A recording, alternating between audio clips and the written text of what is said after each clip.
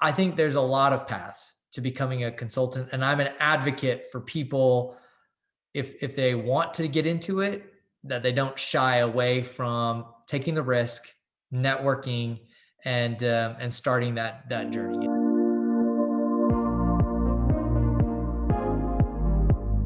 So if we were thinking about the typical consultant, right? I think there's this idea that if you want to be a consultant, you go to a top school, you get good grades, you go into one of these consulting companies, then you go back, do an MBA, and then you keep growing on that path, right? And if we look at your career, is the typical elements that you would think that a consultant has to have might not be all there. Do you think this is the case, that you're not a liar and the majority of people follow the typical path? Or when you were in that career, did you find that there's actually a lot more people that don't follow the so-called traditional path to consulting? Certainly the latter. As you get into consulting, you realize that there are numerous paths to get into consulting. And the traditional path of going to business school, maybe eventually getting your MBA, doing some strategy work, that's a great path. And you, Mhm. you can learn a lot, and a lot of people have been successful with it. But when you go to consulting firms and you really get to know their people and their background, the best consulting firms have built a pool of resources that are very diverse.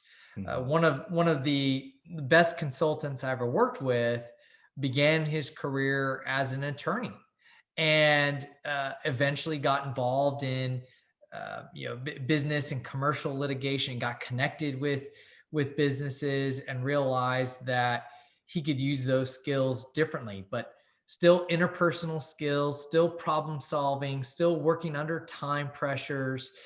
And he's a great consultant, and now partner with Accenture.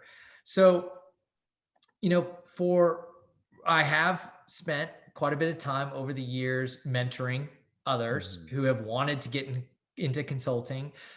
They've been maybe operators in oil and gas, or maybe they've also been in public education, and they have aspirations to make a move. And you have to be thoughtful and strategic on how to get there. Number one, you have to have a network. You have to Mhm. know people who are in consulting, who can mentor you and give you ideas and thoughts. Number two, you can't be afraid of hearing no, because you'll hear no a lot. Mhm. You'll apply at one firm, and they'll say no for whatever reason. You didn't go to the right school, or you don't have enough experience, or you just have an undergraduate degree, and y- you're just not what they're looking for in that moment. And as you develop a way of articulating how you've already been working as a consultant, how the Mhm. things you've already have been doing really has been consulting, and as you refine that narrative, then you're able to represent yourself as already a consultant just looking to join firm X or firm Y.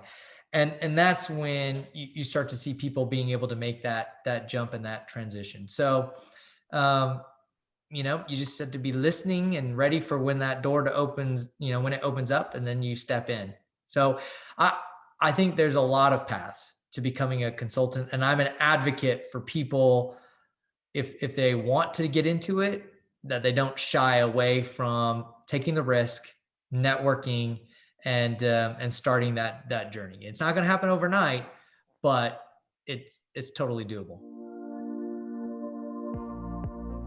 People judging that. But I have found and learned over time that the more that I am genuine and authentic, the more that people respond with authenticity as well.